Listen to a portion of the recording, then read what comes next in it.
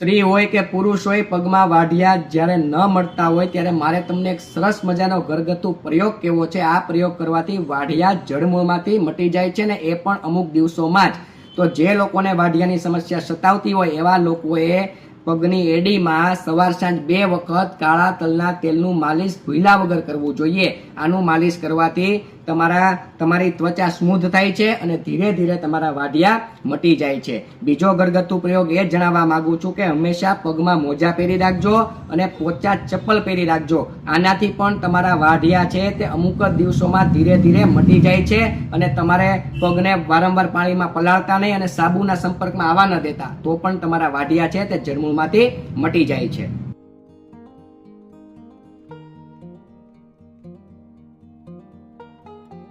સ્ત્રી હોય કે પુરુષ હોય, પગમાં વાઢિયા જ્યારે ન મળતા હોય ત્યારે મારે તમને એક સરસ મજાનો ઘરગથ્થુ પ્રયોગ કેવો છે.